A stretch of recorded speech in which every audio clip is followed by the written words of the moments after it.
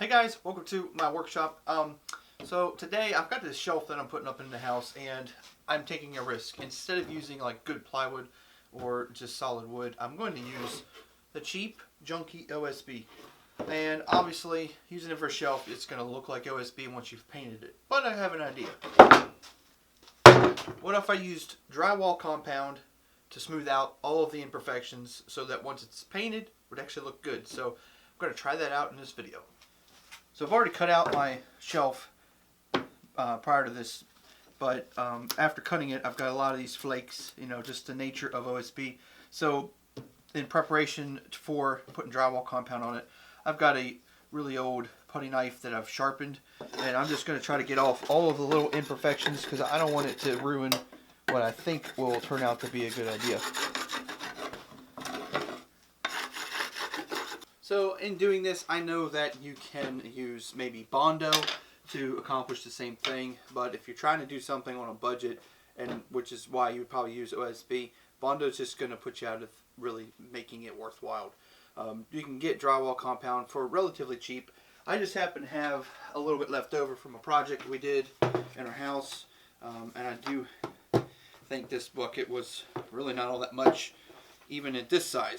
So definitely going to use an old putty knife because I don't want to use like my nice wooden ones on here because I just don't think I want to risk nicking them up. So I've got this really cheap plastic one. So all I think I'm going to really need to do, I'm not trying to drywall, just use enough to see how it fills up all those voids. I'm not even really going too fancy with it, and I will sand this once we're done, but I did this kind of technique on an old wall of Celotex that's kind of got a lot of deep grooves in it, and then when I sanded it, it turned out it looked just like the drywall that was right next to it. So I was really happy with it. I'm already getting some flakes, so this is a little experiment, something I thought would actually work, and we'll see if it does. Obviously, if you're watching this video, it probably did. There's another piece of wood in there.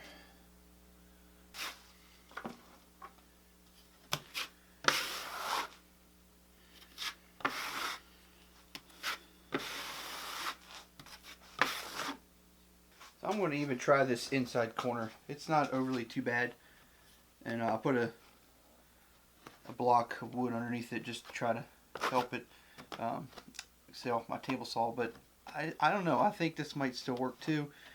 And I do want to preface this. This is definitely something that will not be in a very visual spot in the house. It's going to be in our pantry, and the only thing that's really going to see this a lot are the food that we have on it. So I'm not really worried if it doesn't turn out right. Then it wasn't too much of something lost. But the whole purpose of this is to try to just salvage some of this OSB that I had laying around the house. So if it's something that you can do and it actually turns out pretty decent, definitely save you some money. OSB is a fraction of the cost of plywood, especially nowadays. So every little bit helps. Okay, so I've got all the drywall compound that I'm going to put on this for now, and the only thing I've got to do is wait for it all to dry, and for you it's a matter of seconds. Whoa, it's done. Okay, well, it's the next day. Everything is dry. I did see a little bit of a thing happen. I don't know if it's going to be a big deal. So because the wood has some moisture to it, it kind of reacted with the drywall mud in some areas, so I don't know. We'll see how it goes. There's actually some areas that didn't completely dry, which I guess makes sense.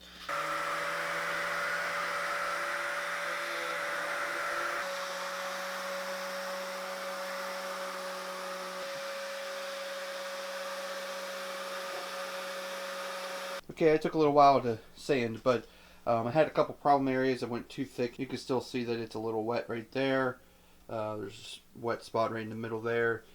I had a big one here, and so what I learned is just you really don't have to put a lot on there, just coating it. But that's just one coat, and it's definitely a lot smoother. I still feel some ridges. I don't think I'm going to end up getting it perfect because the wood itself, stuff like this is going to have bumps or ridges on it.